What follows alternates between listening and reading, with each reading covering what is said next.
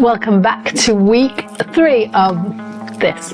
So this week I have so many things to do and it's getting late in the season, so I really need to do things. But all this gallery stuff is getting to me, so I'm a bit disheartened. I'm a bit down just because things aren't going exactly as I want them to be. I always want things to go really fast and to change all the time, but I know it takes time to do stuff and I just need to work with that. I'm not really a patient person.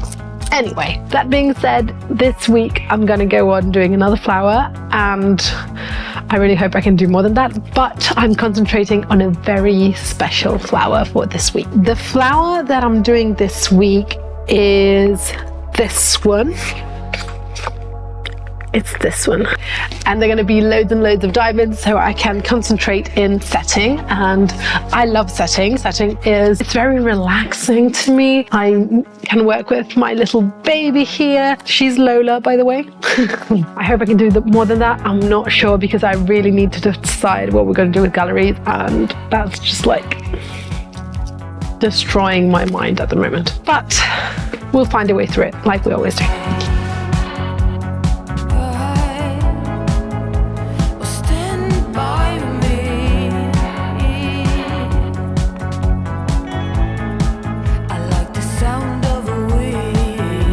The problem is that I don't know how to make a good first impression because we want galleries to be like, wow, this is amazing. And the problem with jewelry is that it looks beautiful when you touch it, when you have it in your hands and when you wear it, but it doesn't look that good in pictures. It doesn't have the same effect, and we can't really go there like ring a bell and be like, hey, I'm Joy, would you like to see my jewelry? I mean, and honestly, I don't think I would have the guts to do that anyway. So we want to make a first impression, and the idea is that we send them pictures, and if they like them, they'll ask us to show our jewelry, and then we can discuss if we would like to work together. So that's how we thought it through. This is just driving me crazy. Also, this week is just hard for me.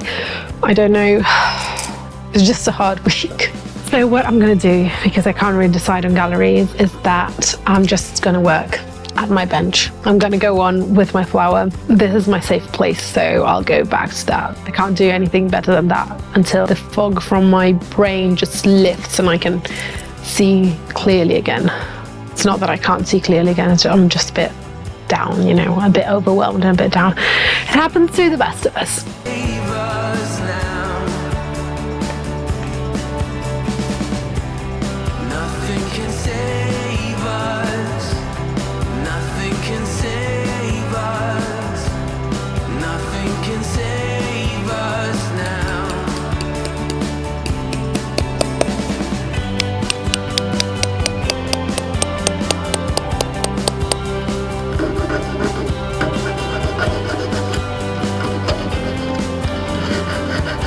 So now I'm weighing the gold to create the alloy, and this gold is Fairmined. And what's beautiful about Fairmined gold is that for a very small, compared to the price of gold, premium, we get to really sponsor communities and to give back what it's theirs, you know, because it's their resource. It's not ours to take and to exploit. And so Fairmined and Fairtrade Gold initiatives do exactly that. And this is why we know exactly where our gold comes from. You can see there, it says Fairmined Gold, 99% pure Fairmined Gold. And we're very proud of it.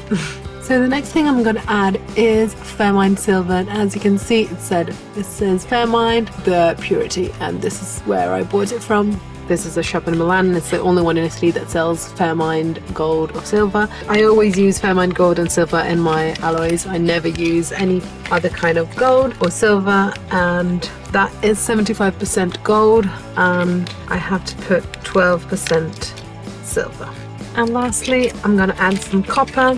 This is the traditional recipe for gold, for 18 karat gold, and as you can see, copper has nothing written over it because this is not certified, and well, I can't find any kind of certified copper, and that's very unfortunate because also the copper mines are in very problematic places on Earth, so I use very little of it, but still it's a struggle for me. And that is just enough to do the 18 karat yellow gold alloy.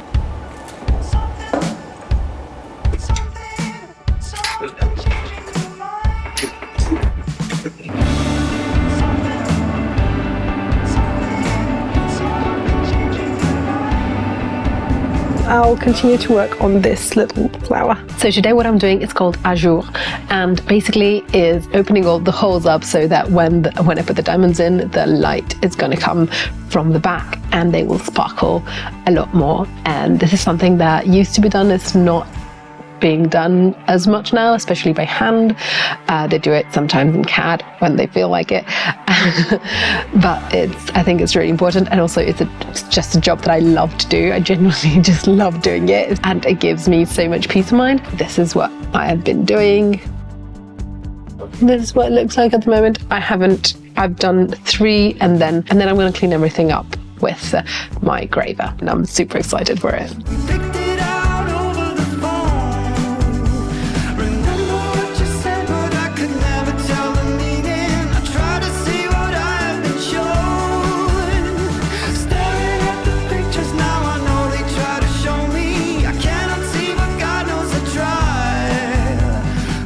Now, the latest idea that we had is to put the original black pictures, these ones that we love, but with them, some pictures of ourselves, hoping that people will see that we're not that classic. So we're printing pictures of us, of the complete mess that is this workshop, and hopefully putting these together will give a more proper and more complete vision of what we are and what we are about.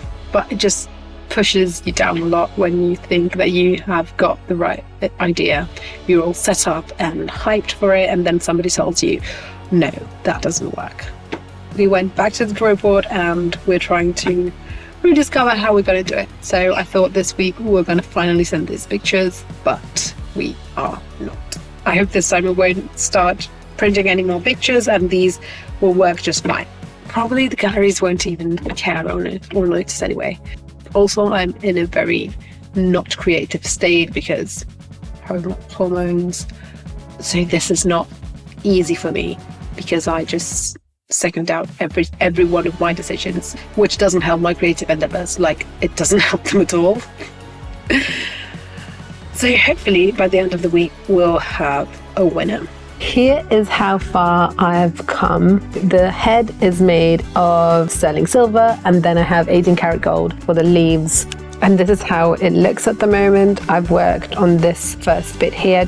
I don't actually know how long I want to work on this, just because I don't know how long it's going to be on the crown. I'm going to start setting today. This is what sterling silver looks like when it's not cleaned and polished. So it has a bit of oxidation. I love it that way. So I'm going to keep it this way, and I'm going to have it even a bit more oxidized once it's finished. And you'll see at the end all the contrast that we're going to have between the diamonds that are going to be incredibly sparkling. This technique has been used for centuries. Like, all the beginning of the century is all made in silver with gold backing, because gold is much harder, but silver has a nicer color to go with diamonds, especially white diamonds. What you would have in an ancient jewel, basically what would happen is that you would have 2 layers of metal. So one is of silver and one is of gold, and you would put them together so that you can have the color of the silver but the strength of the gold. These are flowers that won't be touched. They're very delicate, and they will continue to be very delicate. The crown is just something that's supposed to like leave on the head, so I'm not very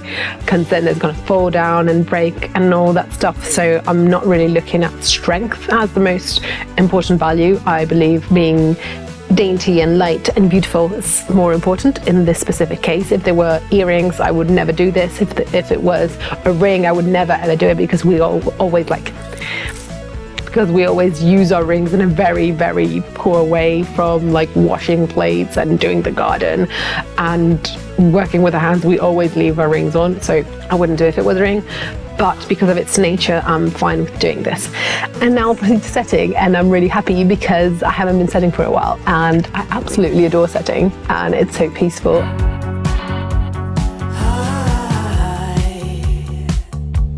Watch me as I dance. Have you known romance before?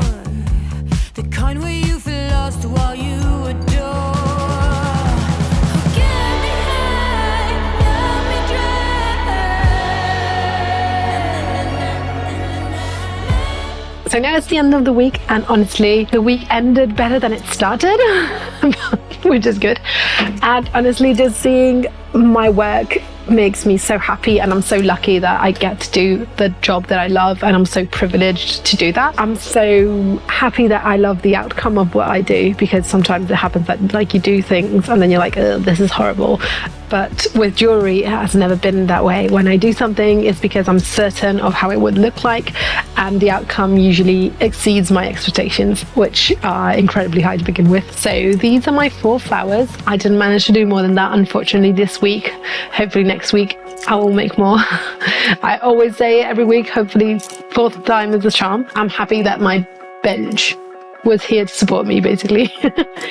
I mean, look at these babies, these beautiful little babies. They would also look great, like they could be earrings. Like that could be a very lovely earring.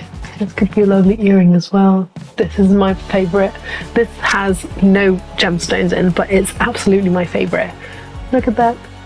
Anyway, thank you for following this, and I'm sorry if this was less of a happy and jolly video, but we all have these weeks, so I think you can understand why these happen to me as well. Next week I'll go on with my flowers, and hopefully I'll start a new project. So thank you so much for watching, and I hope to see you soon. Bye.